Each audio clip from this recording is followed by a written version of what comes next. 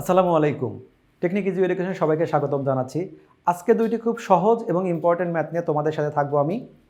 Math দুইটা হলো এখানে সমষ্টি নিয়ে আলোচনা করা হবে, সংক্ষিপ্ত প্রশ্ন, যেখানে তোমার পদ দেওয়া থাকবে।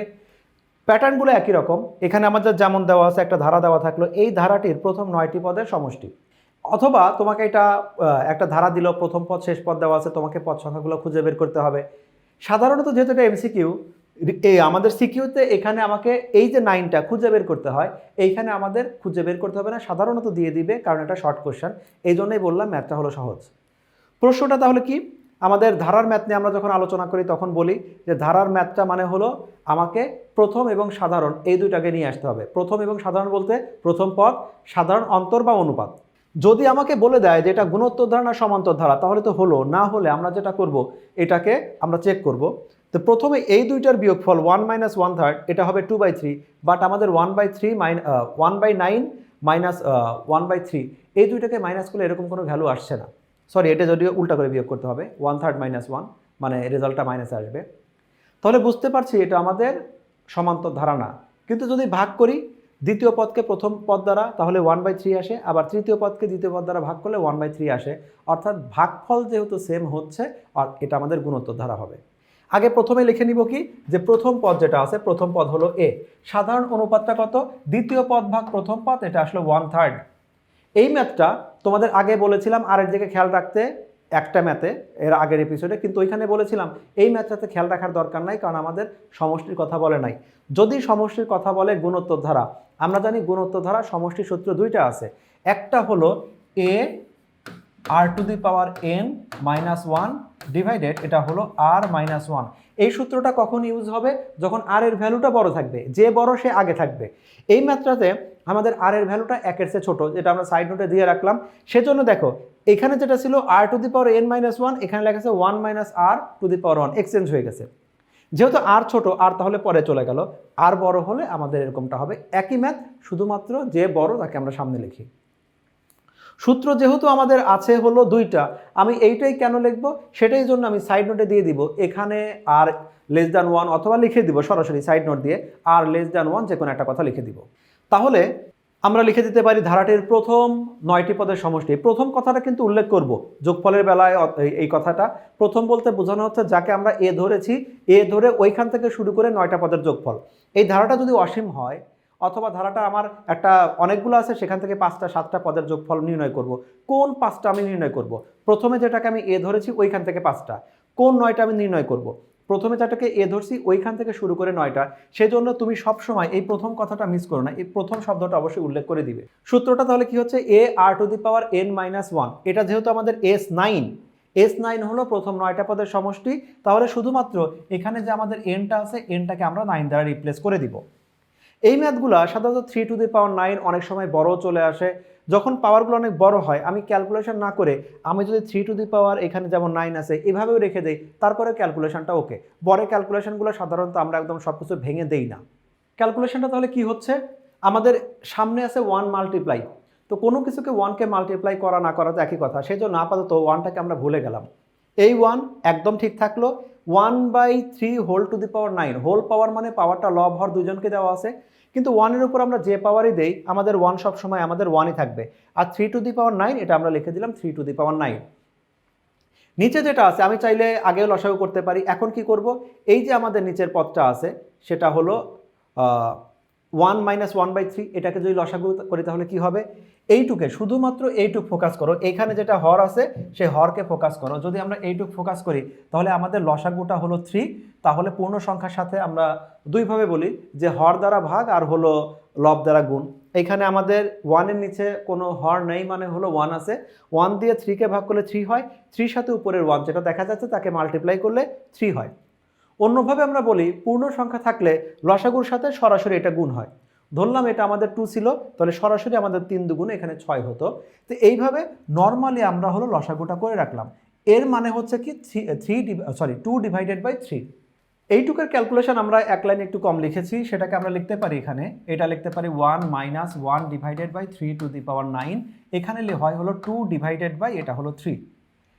ওপরের যেটা আছে ওপরের অংশ অর্থাৎ এই যে অংশটা এই অংশটাকে আমি সেম এইভাবে রেখে দিলাম। এই যে 2/3 যেটা আছে সেটা আসলে হর আকারে, সেটাকে যদি উপরে উঠিয়ে নিয়ে আসি লব আকারে নিয়ে আসি, তাহলে এই যে 2/3 সেটা হয়ে গেল আমাদের 3/2। এখন তুমি যদি এখানে 3⁹ যেটা আছে সেটাকে তুমি পাওয়ারটাকে ক্যালকুলেশন করো, 3⁹ যা হয় তার সাথে আবার 1 এখানে লসাগু করে সম্পূর্ণ লেখো, সেটাও ঠিক, বাট বড় ক্যালকুলেশনগুলো সাধারণত আমরা এভাবেই রেখে দিই। ফাইনালি তাহলে আমাদের নির্ণয় সমষ্টিটা কত হচ্ছে? 3/2 ইন্টু 1 মাইনাস 1/3⁹। প্রশ্ন তাহলে দাঁড়াচ্ছে যে এখানে আমাদের প্রথম পদ যেটা আছে, প্রথম পদ দেওয়া আছে হলো 1/2, দ্বিতীয় পদ আছে 1/√2, এরপরে দেওয়া আছে 1। এইভাবে আমাদের ধারাটা ক্রিয়েট করা আছে। ধারার অঙ্কে আমরা প্রথম সাধারণ এই দুইটা নিয়ে আলোচনা করব। আলোচনার জন্য প্রথম পদ তো 1/2 পাচ্ছি, এখানে সাধারণ অন্তর হবে নাকি অনুপাত হবে? প্রশ্নে যেহেতু বলে দেয় নাই যে এটা আমাদের সমান্তর ধারা না গুণোত্তর ধারা, প্রথমে আমরা চেক করে দেখছি যে 1/√2 মাইনাস 1/2 এইটা আমাদের মাইনাস করে যা হয় 1 মাইনাস 1/√2, এটা মাইনাস করে সেটা হচ্ছে না, তার মানে এটা সমান্তর ধারা না। গুণোত্তর ধারা কিনা সেটা চেক করার জন্য আমরা দ্বিতীয় পদকে প্রথম পদ দ্বারা ভাগ করলাম, অথবা তৃতীয় পদকে প্রথম পদ দ্বারা ভাগ করলাম। দুইটা ক্ষেত্রে আমরা দেখতে পাচ্ছি যে আমাদের রেজাল্টটা হচ্ছে হলো √2। তো এই যে √2টা হয়েছে, এখানে আমি এইটাকে সরাসরি দিতে পারি, অথবা এইটুক না লিখে এখানে সাইড নোট দিতে পারি যে আর এটা হলো লেস দ্যান এটা হলো 1, আর আমাদের আর গ্রেটার দ্যান 1, এরকমটা প্রথমে লিখে দিব, কারণ সমষ্টির সাথে এর একটা সম্পর্ক আছে। আর এর ভ্যালুটা 1-এর চেয়ে বড় হলে এক ধরনের ঘটনা হবে, আর এর চেয়ে ছোট হলে হবে। আগের অঙ্কে দেখিয়েছি, আবার একবার দেখাবো। তাহলে এখানে আর এর ভ্যালু 1-এর চেয়ে বড় হলে সূত্রটা হয় কত? AR⁻n-1 divided R-1। সেজন্য আমরা আর কে ডিনোট করব, যে আমরা কেন এখানে যোগফলের দুইটা সূত্র ছিল এই সূত্রটাই কেন নিলাম, অবশ্যই সেটা উল্লেখ করার জন্য সাইড নোটে আমরা দিয়ে দিব আর গ্রেটার দ্যান 1 বা লেস দ্যান 1, অথবা সরাসরি এভাবে দিলেও আমাদের অ্যান্সারটা ওকে। এই ক্যালকুলেশনটা আমরা আলাদা করে দেখে আসি।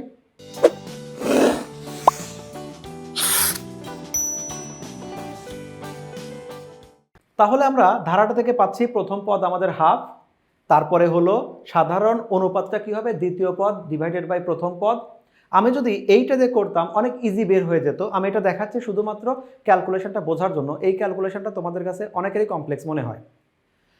1/2 আর এখানে হলো 1/√2 আর হলো 2, কমপ্লেক্স মনে হলেও কথাটা একেবারেই সিম্পল। যে আমরা কি জানি, এটা বলতে পারি যে a ইন্টু a, দুইটা এর যোগফল যদি আমাদের a² হয়, তাহলে √2 ইন্টু √2 এইটার আমাদের গুণফল হবে হলো তাহলে √2, এটা হলো হোল স্কোয়ার। স্কোয়ার রুট কেটে গেলে এটা হচ্ছে কি 2, তার মানে একটা 2 এর মধ্যে আসলে দুইটা √2 আছে, মানে যে কোনো পূর্ণ সংখ্যার মধ্যে আমাদের দুইটা রুট আকারে থাকবে। তাহলে এই জায়গায় যে আমাদের 2 আছে, এই 2টা আসলে এখানে 2 না হয়ে এটা হলো 1/√2 ইন্টু এটা √2 ইন্টু √2 ডিভাইডেড বাই এটা হলো 1। √2 কাটা গেলে ফাইনালি একটা √2 থাকলো। এই যে ক্যালকুলেশনটা তুমি কখনো এটা বিস্তারিত লিখবে না, কারণ এটা হলো আমাদের সংক্ষিপ্ত কোশ্চেন, এবং যে কোনো কোশ্চেন হলে এত সিম্পল ইকুয়েশন আসলে লিখতে হয় না। আর এইটুকু তো অবশ্যই না, এগুলো লেখার কোনো প্রয়োজন নাই, সরাসরি √2। এরপরে আমরা এটাকে ডিনোট করে দিব যে এটা √2। এটা হলো সূত্র যখন আমাদের আর এর ভ্যালুটা 1-এর চেয়ে বড় হচ্ছে। এখানে আমাদের আর এর ভ্যালুটা 1-এর চেয়ে বড় হয়েছে, √2 মানে 1 পয়েন্ট সামথিং। এই ম্যাথটাতে আমরা জানি যে a মানে হলো 1/2, তারপরে আর এর ভ্যালুটা হলো √2 whole to the power n-1, এটাকে সেকেন্ড ব্র্যাকেট দিয়ে দিলাম। আর এই জায়গায় যেটা লিখলাম সেটা হলো r-1 মানে √2 -1, এটুকু আমরা লিখে নিলাম। যেহেতু আমাদের এটা 10টা পদের সমষ্টি, প্রশ্নে 10টা পদের সমষ্টি বের করতে বলছে, তাহলে এর ভ্যালুটা বসাইছি আর এর ভ্যালুটা বসাইছি, n এর জায়গায় হলো আমাদের 10 আছে, এইটুকু পর্যন্ত ঠিকঠাক। একটা ছোট ক্যালকুলেশন এখানে আলাদা করে লিখে রাখি, সেটা হলো √10 √2 হোল টু দি পাওয়ার 10। এই ম্যাথ ক্যালকুলেশনটাকে আমরা আলাদা করে এইভাবে তোমাকে দেখাচ্ছি জাস্ট বোঝার জন্য, তুমি এটা কখনো আবার লিখবে না। সেটা হলো √2 হোল টু দি পাওয়ার 10, এটাকে আমি লিখতে পারি √2, এটা হলো whole square, whole to the power এটা হলো 5। এটা লিখলাম। আমি ভিতরে শুধু 2 নিয়ে আসবো, কারণ স্কোয়ারের সাথে আমাদের রুটের সম্পর্ক। তাহলে কি হচ্ছে, এখানে হচ্ছে হলো রুটের সাথে স্কোয়ার কাটা গিয়ে এটা 2 টু দি পাওয়ার 5 হবে। তার মানে বোঝাচ্ছে যেটা আমাদের √2 টু দি পাওয়ার 10, তার মানেই হলো 2 টু দি পাওয়ার 5। এই যে 2 টু দি পাওয়ার 5 হচ্ছে, তার মানে কত? 2 দুগুণে 4 দুগুণে 8 দুগুণে 16 দুগুণে 32, অর্থাৎ এই √2 হোল টু দি পাওয়ার 10 এর পরিবর্তে আমি লিখতে পারি 32। এটা আমাদের হাফ ঠিকই থাকলো, এটা হলো 32 - 1 ডিভাইডেড এখানে হলো √2 - 1।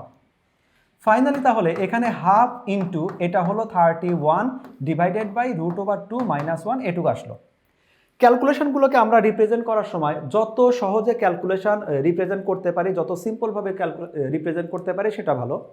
এই ম্যাথটা আমি এখানে এই যে হাফটা আছে, ওপরে হাফ আছে মানে কি এইটুকু আমরা নিচে চিন্তা করতে পারি, তখন এইটাকে আমরা লিখতে পারি 31 ডিভাইডেড বাই 2 ইন্টু √/2 - 1 এটা আমরা লিখলাম। অ্যান্সারটা যদি এখানে লিখে দেই, এটা ভুল অ্যান্সার না, এটা ঠিক অ্যান্সার। কিন্তু যদি কখনো এরকম হয় ভগ্নাংশ আমরা √/, রাখবো না, ইনফ্যাক্ট ভগ্নাংশই রাখবো না, এটা সবচেয়ে ভালো হয়। তা না হলে অন্তত হরটাকে এরকম √/, আকারে আমরা রাখার চেষ্টা করি না। লবে √/, থাক, হরে সাধারণত √/, রাখার চেষ্টা করি না। এই জন্য আমরা কি করলাম, এই যে ম্যাথটা আছে এই ম্যাথটাকে হরে যে √/2 - 1 আছে এটাকে আমরা চেঞ্জ করব। চেঞ্জ করার জন্য কি করব, সবসময় এই ম্যাথটা, ইনফ্যাক্ট এই টাইপের ম্যাথ আমাদের ত্রিকোণমিতিতেও আছে, জেনারেল ম্যাথ, হায়ার ম্যাথ দুইটাতেই আছে, যে যদি আমাদের হরে এই টাইপের মান থাকে √2 - সামথিং অথবা দুইটাই √2, আমরা চেষ্টা করি a + b থাকলে a - b দ্বারা গুণ করি, a - b থাকলে a + b দ্বারা গুণ করি, যাতে করে আমাদের a² - b² হয়। তাহলে এই ম্যাথটাতে আমরা করলাম কি, এখানে √/2 + 1 দ্বারা মাল্টিপ্লাই করলাম, যাতে করে a + b of a - b মানে a² - b² হয়। কিন্তু গুণের সময় তো আমি শুধুমাত্র নিচে গুণ করতে পারি না, উপরেও গুণ করব, তাহলে এইটাকে আমরা বলতে পারি √/2 + 1 এটা করলাম, অর্থাৎ লব এবং হরকে √/2 + 1 এটা দ্বারা আমরা মাল্টিপ্লাই করলাম। এখন এইখানে তাহলে থাকছে হলো 3 ইন্টু √/2 + 1 এটা থাকলো, এই জায়গায় এই 2 ইন্টু থাক √2, ইনফ্যাক্ট সরাসরি আমরা 2 লিখতে পারি, সরাসরি 2 না লিখে √2 - 1 √2 + 1 এটাকে আমরা কি করতে পারি, এইটাকে তুমি মনে মনে চিন্তা করো, শুধুমাত্র এই দুইটা পার্ট, এই দুইটা ব্র্যাকেটকে a + b of a - b মানে a² - b², তাহলে √2 whole square - 1 square, √2 whole square মানে 2, 2 - 1, 2 - 1 মানে 1। তুমি যদি সরাসরি এখানে 1 লিখে দাও তাতেও সমস্যা নাই, তুমি যদি এখানে 1 না লিখে শুধু 2 লেখো তাতেও সমস্যা নাই, অথবা যদি এখানে লেখো √/2 2 - 1 তাতেও কোনো সমস্যা নাই, এভাবে তুমি লিখতে পারো। এতে করে সুবিধা হচ্ছে ওপরেটা যেরকমটা আছে আমরা সেরকমটাই রেখে দিলাম। ফাইনালি এখানে 2 - 1 মানে 1, 1 এর সাথে 2 মাল্টিপ্লাই করলে আমাদের 2 থাকলো, এইটা অ্যান্সার। শুরুতে যেটা ছিল ওটাও সঠিক অ্যান্সার, এটাও সঠিক অ্যান্সার, বাট আমরা সবসময় চেষ্টা করি কোনো একটা সংখ্যাকে ভগ্নাংশ নাই রাখা, ভগ্নাংশ ছাড়া রিপ্রেজেন্ট করা। অ্যাটলিস্ট ভগ্নাংশ আছে কিন্তু আমরা হরে সাধারণত √/2 রাখি না, না রেখে হরটাকে পূর্ণ সংখ্যা রাখার চেষ্টা করি। তো এইভাবে আমরা এখানে অ্যান্সারটা পাবো। এই সম্পূর্ণ ক্যালকুলেশন একইভাবে আমাদের বইতেও দেখানো আছে, চলো আমরা বই থেকে দেখে আসি একটু। তাহলে দেখো এখানে আমরা অ্যাজ ইউজুয়াল প্রথম পদ সাধারণ অনুপাত সেটা লিখে রাখলাম। তারপরে যেহেতু এই ম্যাথটা আর এর ভ্যালুটা 1-এর চেয়ে বড়, সেই জন্য সমষ্টির সূত্র আসলো ar⁴n - 1 ডিভাইডেড r - 1। তাহলে এখন এই সমষ্টি প্রথম 10টা পদের সমষ্টি তাহলে কি হবে, 10টা পদের সমষ্টি হলো এইখানে যে এনটা আছে এন আমাদের 10 হয়ে যাবে, আর যেহেতু আমরা এই ম্যাথটা এ এবং আর এর ভ্যালুটা জানি সেটা বসিয়ে দিব। এখানে ওই ক্যালকুলেশনটাই দেখো ধাপে ধাপে এখানে দেখানো আছে, আমি শুধু প্রত্যেকটা আলাদা করে ব্যাখ্যা করে দিয়েছি কোন জায়গায় আমরা কোন অংশটা কিভাবে ক্যালকুলেশন করেছি, কেন করেছি। তো এই টাইপের ম্যাথ তোমাদের মাঝে মধ্যেই চলে আসে, তুমি শুধু রিপ্রেজেন্ট করবে সবচেয়ে সুন্দরভাবে, যাতে করে অ্যান্সারটা অনেক সময় প্রমাণটা এইভাবে থাকে যে এরকম একটা পার্টে তোমাকে প্রমাণ করতে হবে। এমসিকিউ এবং শর্ট কোশ্চেন সহ তোমাদের প্রয়োজনীয় যত প্রকার একাডেমিক প্রিপারেশন দরকার হয় সব কিছু আমরা তোমাদের জন্য প্রস্তুত করে রিপ্রেজেন্ট করছি। আমাদের সাথেই থাকো, দেখা হবে পরবর্তী ক্লাসে। আল্লাহ হাফেজ।